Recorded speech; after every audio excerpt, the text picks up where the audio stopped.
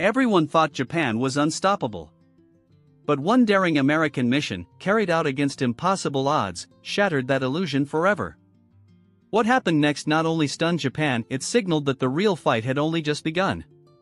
The night was unnaturally quiet, the kind of silence that made even the bravest soldiers feel as if the world was holding its breath. Across the Pacific, in a small, dimly lit naval cabin, 25 young American airmen waited for orders they never expected to hear.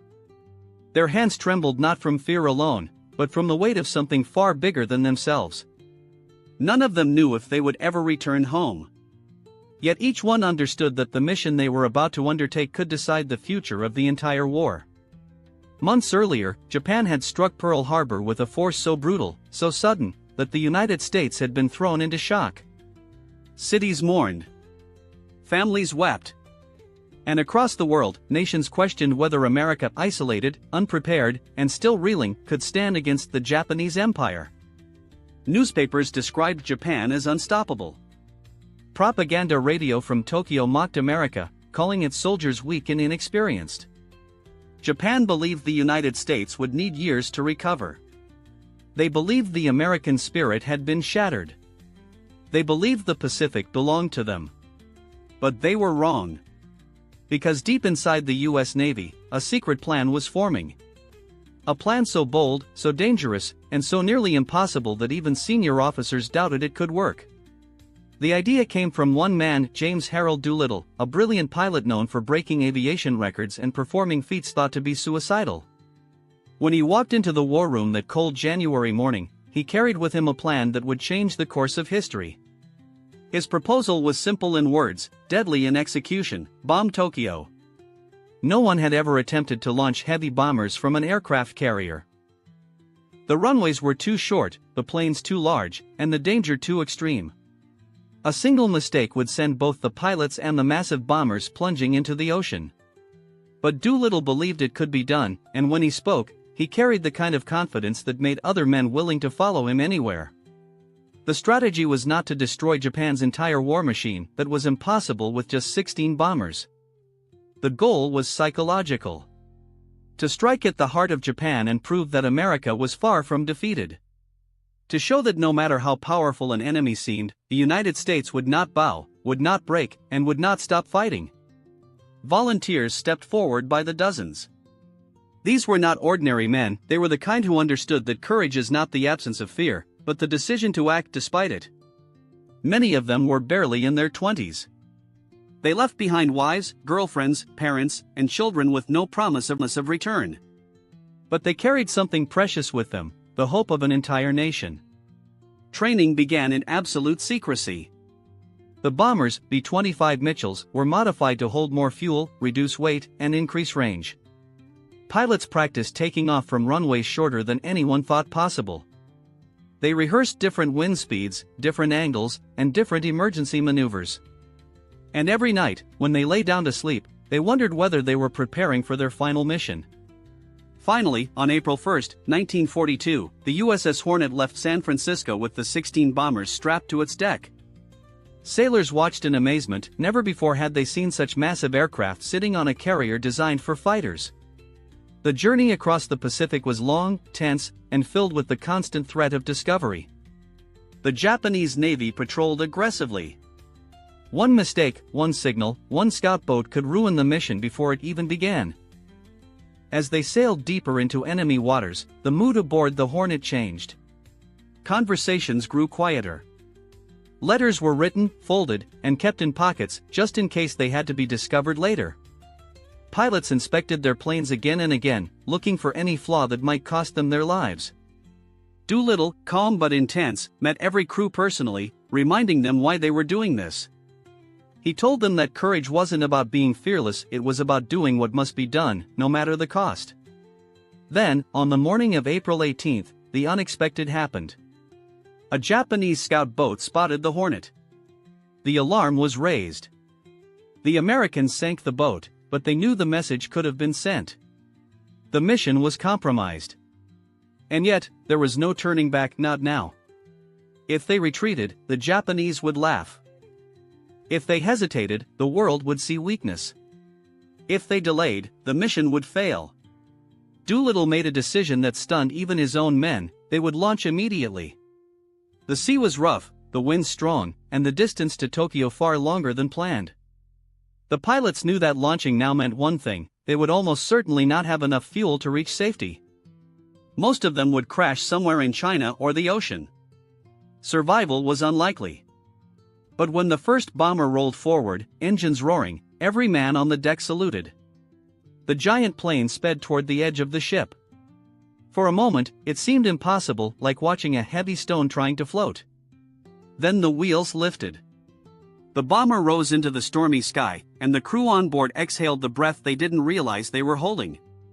One by one, the other 15 planes followed. The waves crashed violently below them. The winds pushed against them. But each bomber lifted off the deck and disappeared into the gray horizon. It was as if fate itself had allowed the mission to proceed. Hours later, as the crews approached Japan, the pilots could see Tokyo beneath them, vast, busy, and completely unsuspecting. The shock was immediate. Air raid sirens wailed across the city. Japanese civilians looked up, confused and terrified. For the first time in the entire war, enemy aircraft were flying above their homeland. Bombs fell on factories, military storage facilities, and fuel depots. The explosions echoed through the streets of Tokyo, Yokohama, Nagoya, and other strategic areas. It wasn't the physical destruction that mattered, it was the psychological earthquake. Japan had believed it was untouchable. That day, that belief died. Across the Pacific, in American homes still grieving the loss of Pearl Harbor, radios crackled with the news. People gathered in living rooms, restaurants, and bars. And when they heard that American bombers had struck Tokyo, something powerful surged through the nation: hope. They realized that America was not broken. It was rising. But while the mission succeeded, the escape was a nightmare. Fuel ran low. Storms rolled in.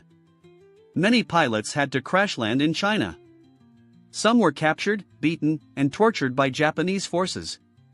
A few were executed. Others were rescued by brave Chinese villagers who risked their own lives to save American airmen. Doolittle himself crash-landed in a field and crawled from the wreckage, exhausted but alive. When the surviving crews finally reached safety, they believed they would be court-martialed. After all, they had lost every single bomber.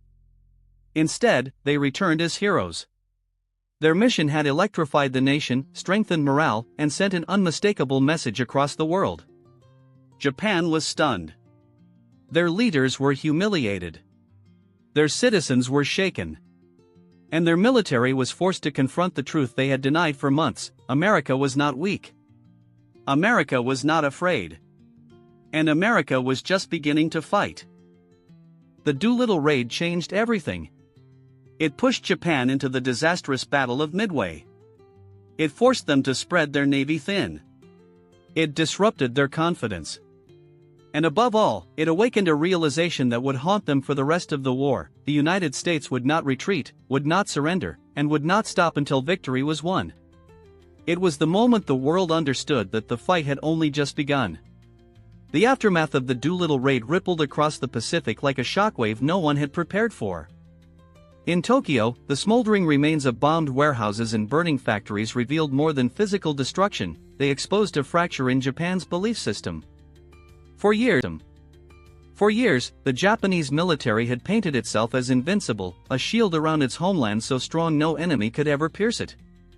Civilians had grown up believing the war was something happening far away, a distant nightmare reserved for other countries. But the smoke rising over Tokyo forced them to confront a terrifying truth: the war had finally reached home. The Japanese government tried to hide the scale of the shock, but whispers spread across the nation. Mothers clutched their children closer, fathers looked nervously at the sky, and ordinary people stepped outside each morning wondering whether another attack might come. The psychological damage was done. And deep within the imperial military, anger brewed like a storm. Blaming the United States wasn't enough, they wanted revenge. Immediate, brutal revenge. But rage often leads to mistakes. High command met in secret chambers, their voices trembling with disbelief. How had American bombers crossed the Pacific? How had Japan's early warning systems failed? How could they guarantee this would never happen again? The Japanese Navy, pressured and humiliated, insisted they needed to destroy the American aircraft carriers once and for all. Carriers had enabled the raid. Carriers had shattered their confidence. Carriers had to be eliminated. This pressure pushed Japan toward one of the most catastrophic decisions in military history, an operation that would lead them straight into the jaws of defeat at Midway. While Japan plotted retaliation, across the ocean in America the mood was entirely different. For the first time since Pearl Harbor, people felt the nation standing tall again. Newspapers printed the news in bold letters: Tokyo bombed. U.S. strikes back. Streets that had been filled with grief were now filled with hope. Even factory workers producing weapons felt a new fire inside them, as if every rivet hammered and every engine assembled was one more contribution to the rising American resolve. The raid wasn't just a military victory. It was emotional fuel. Meanwhile, the Doolittle Raiders who had survived were scattered across China, navigating jungles, rivers, enemy patrols, and exhaustion. Many Chinese villagers risked their own lives to hide the American airmen. Entire towns were later punished by the Japanese for helping them. The cruelty Japan unleashed on Chinese civilians after the raid was so horrific that survivors would speak of it only in whispers years later. Yet even in these darkest moments, courage flickered like a fragile candle. Chinese families smuggled injured pilots through forests, fed them rice, and guided them under moonlight. Some gave their last pieces of food to keep the airmen alive. The bond created in those desperate hours would never be forgotten. Doolittle, wandering through rough terrain, believed his career was over. Losing all 16 bombers weighed heavily on him. He imagined returning home not as a hero but as a failed commander. But destiny had already written a different ending. When he and the surviving crews finally made it back to American lines, they were greeted not with shame but with thunderous applause. They hadn't lost planes, they had lifted a nation. President Roosevelt awarded Doolittle the Medal of Honor. Families across America sent letters, food, and gifts to the families of the missing airmen. Children wrote notes saying, "Thank you for being brave for us." Soldiers in training camps looked up to the Raiders like legends. The mission had proven something vital: America was capable of striking back, and the enemy was not untouchable. But beneath this celebration, reality sharpened like a blade. Japan was furious, wounded, and unpredictable. Their military leaders felt the raid had dishonored the empire. And when pride becomes more important than strategy, disaster follows. Determined to crush America before it could grow stronger, Japan rushed into plans to seize Midway Island. If they controlled Midway, they could lure American carriers into a trap and destroy them. They wanted to end the war quickly, before the United States fully awakened its industrial strength. But what they didn't know was that America had already begun breaking Japanese codes. The US Navy knew Japan's plans long before their fleet even moved. In a way, the Doolittle Raid didn't just shock Japan, it blinded them with anger, pushing them into decisions the Americans could predict. It was the beginning of Japan's unraveling in the Pacific. Back on the home front, the Doolittle Raiders tried to rebuild their lives. Many battled injuries, nightmares, and the unbearable memory of comrades who didn't return. Some of them later fought in other battles, others couldn't shake the shadows of what they had seen. A few of the captured airmen were tortured for months in Japanese prisons. Yet even in captivity, their spirit refused to break. They endured starvation, disease, beatings, and isolation. They refused to betray their mission or their nation. One of the airmen carved a message on a prison wall with a rusty nail. "We were the first to strike back. We will not be the last." His words became a prophecy. As months passed, the American war effort intensified. Factories roared day and night. Women joined the workforce in record numbers. Soldiers trained harder than ever before. And the American people, inspired by the Doolittle Raiders, carried a unified resolve: this war would be won not by anger, but by unshakable determination. Across the Pacific, cracks began forming in Japan's confidence. Their navy suffered losses, their supply lines stretched, and the Battle of Midway delivered a blow so devastating that Japan would never fully recover. Four of their major carriers were sunk, a defeat born directly from the overconfidence that the Doolittle Raid had shattered. In many ways, the raid was the spark that ignited a chain reaction. It forced Japan into reckless action. It awakened the sleeping giant of American industry. It turned fear into courage, despair into momentum, and uncertainty into a burning desire to fight until victory. But the true legacy of the raid wasn't written in military reports or newspapers. It lived in the hearts of the men who risked everything that day. They didn't see themselves as heroes. They saw themselves as soldiers doing what needed to be done, ordinary men performing extraordinary acts because the moment demanded it. The memory of flying over Tokyo stayed with them forever. The roar of anti-aircraft fire, the sight of burning buildings, the knowledge that they would likely not make it home, all of it became part of a story they rarely spoke about. Some survivors said that the moment their wheels left the deck of the USS Hornet, they felt as if they'd stepped into a different world, one where fear and duty mixed together into something indescribable. Years later, survivors would meet at reunions. They would sit in quiet rooms, sharing memories with those who understood the weight of the mission. Some would cry. Others would smile. Many would say they only did what any American would have done in their place. But deep down, they knew the truth: they had changed the direction of a world at war. And history remembers them for that. As the war progressed, American forces pushed across the Pacific, Guadalcanal, the Solomon Islands, Saipan, Iwo Jima, Okinawa. Each victory built upon the spirit that began with 16 bombers lifting off into impossible winds. Japan's empire began to crumble, its cities crumbled, and finally, its leaders were forced to accept the inevitable. The war ended, but the memory of that daring raid lived on. Today, the Doolittle Raid stands not only as a military operation but as a symbol of hope rising from devastation. It teaches us that even in the darkest hours, bravery can create light. That one act of courage can change the course of history. And that when a nation comes together, no enemy, not even one believed to be unstoppable, can silence its resolve. And so the story of the raid remains, echoing across generations, a reminder that the fight for freedom requires sacrifice, that courage is born from conviction, and that sometimes, the smallest force can awaken the mightiest giant. If you've listened this far, you now understand why this moment was more than a mission. It was the awakening of America's determination. The message sent across the Pacific that day still stands strong: the United States was only beginning to fight. And the world would never be the same again.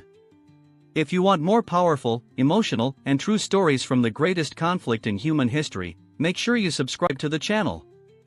This is Battle of History, bringing the past to life, one story at a time.